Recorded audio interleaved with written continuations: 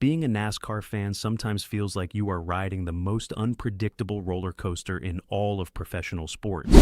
Because one minute you are celebrating a strong performance on the track, and the next minute something almost impossibly small completely flips the entire narrative of a race weekend. This week gave us two perfect examples of exactly that kind of chaos, and both stories involve big names, real consequences, and the kind of drama that reminds you why so many people are obsessed with this sport. The first story is about a race moment that was ultimately decided by a margin so tiny that fans across the country are still shaking their heads, trying to make sense of it. The second story involves a situation that has nothing to do with racing at all, but could actually result in a major Cup Series driver missing a race this month, and the team involved already has multiple backup plans prepared and ready to go, just in case things unfold at the worst possible moment. The first story takes us to Phoenix Raceway and the NASCAR Cup Series race that played out there recently. And if you watch that race, you already know that Bubba Wallace and the number 23 Toyota from 23 Stunning Racing were having themselves a genuinely solid day out on the track.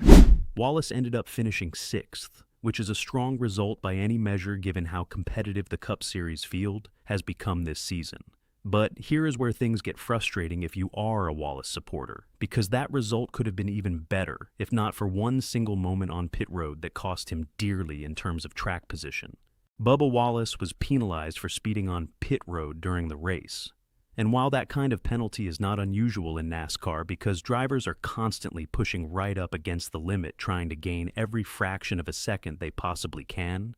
the detail that makes this particular penalty so hard to swallow is the actual margin by which he exceeded the speed limit. Wallace was clocked at just 0.08 miles per hour over the allowed pit road speed. That number is almost incomprehensibly small, and yet NASCAR's rules on this matter are completely black and white, with absolutely no gray area involved. If you are over the speed limit on pit road, even by the tiniest measurable amount, the penalty is the same, and Wallace was sent to the back of the field as a result, which obviously damaged his track position significantly during a race where every spot matters. If you put yourself in Bubba Wallace's position in that moment, it genuinely feels like one of the most brutal breaks a driver can catch during a race weekend,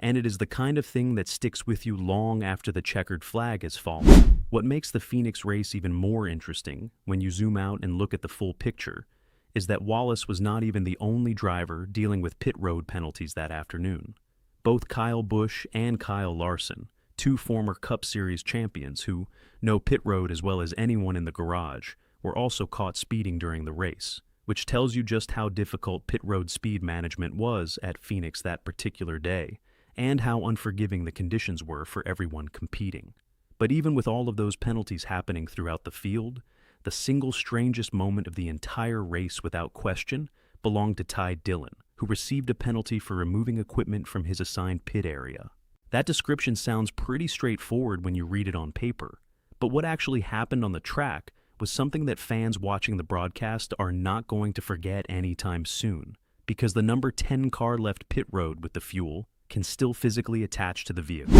Ty Dillon then proceeded to drive an entire lap around the 1-mile oval at Phoenix Raceway with that fuel can hanging off the car, and the television coverage made it look absolutely wild. The biggest relief in that entire situation is simply that nothing dangerous happened as a result, because a loose fuel can at racing speeds on a packed oval could have turned into something genuinely serious in a hurry. Through all of the chaos and penalties and bizarre moments that defined that afternoon at Phoenix, Ryan Blaney ultimately found a way to survive everything the race threw at him and brought the victory home for Team Penske. But when fans and analysts look back at that Phoenix race in the weeks and months ahead, one of the defining talking points is almost certainly going to be that impossibly small 0.08 miles per hour margin that cost Bubba Wallace a shot at an even better finishing position, because it perfectly illustrates just how precise and unforgiving NASCAR competition truly is at the highest level. Now, the second story shifts the focus entirely away from the racing itself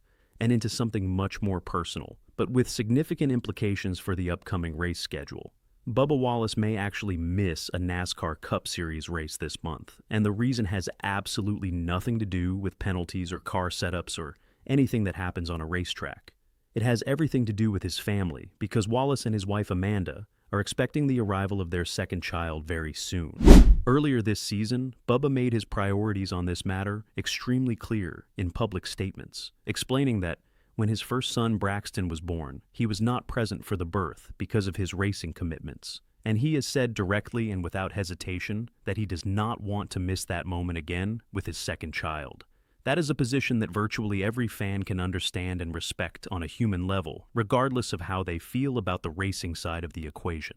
From a purely competitive standpoint, though, this creates a genuinely complicated situation for 23XI Racing, because pregnancies and deliveries operate on their own timeline that no team manager or crew chief can plan around with any real certainty. The baby could arrive at essentially any moment, which means the team has had to think carefully and prepare thoroughly for the possibility that Wallace might need to leave during a race weekend with very little warning. Wallace's spotter, Freddie Kraft, addressed the situation in detail on the Door Bumper Clear podcast and explained that the team has actually developed 3 separate contingency plans to cover different scenarios depending on how things unfold. The primary plan, what you might call Plan A, appears to center around Corey Heim stepping into the car as Wallace's replacement. However, there is a meaningful complication attached to that option because Heim and Wallace have different physical builds and do not fit the cockpit the same way, meaning the team would need at minimum a full day of preparation time to properly adjust and configure the car so that Heim could safely and comfortably drive it. That makes Heim the most likely replacement in a scenario where the team receives enough advance notice that Wallace will be absent, but it essentially rules him out as an option if the situation develops suddenly and unexpectedly. In that kind of last-minute emergency scenario, the team would instead turn to a different driver who could climb into the number 23 Toyota without requiring any significant changes to the car's setup or configuration. The timing of all of this adds another layer of significance to the situation, because Amanda's due date falls right around the time of the NASCAR Cup Series race at Darlington Raceway, which means that particular event is the one that everyone inside and outside the sport is keeping a close eye on as the most likely flashpoint if Wallace does end up having to step away. The natural follow-up question that fans immediately began asking when this story emerged is what happens to Bubba Wallace's championship eligibility if he misses a race. Under the standard rules of the NASCAR Cup Series, drivers are expected to compete in every race on the schedule in order to maintain their eligibility for the playoffs and ultimately the championship. However, NASCAR does have a formal process for granting waivers under specific qualifying circumstances, and the birth of a child is widely understood to be one of those circumstances where a waiver would be seriously considered. There is also recent precedent that supports this expectation, because Denny Hamlin missed the Cup Series race in Mexico City during the 2025 season, and NASCAR granted him a waiver that preserved his championship eligibility despite the missed start.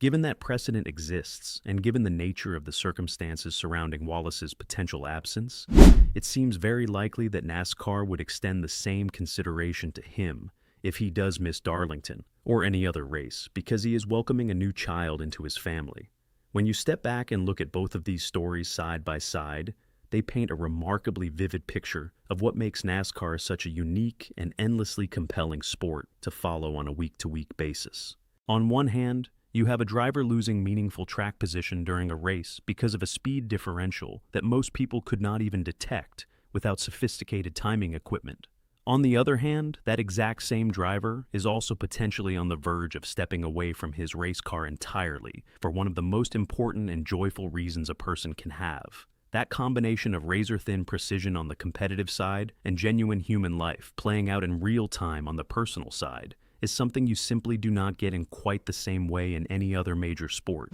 And it is a large part of why the people who love NASCAR tend to love it with a particular intensity that outsiders sometimes find hard to fully understand. Tiny margins and enormous moments and real life all colliding at once. That is NASCAR in its most honest and recognizable form.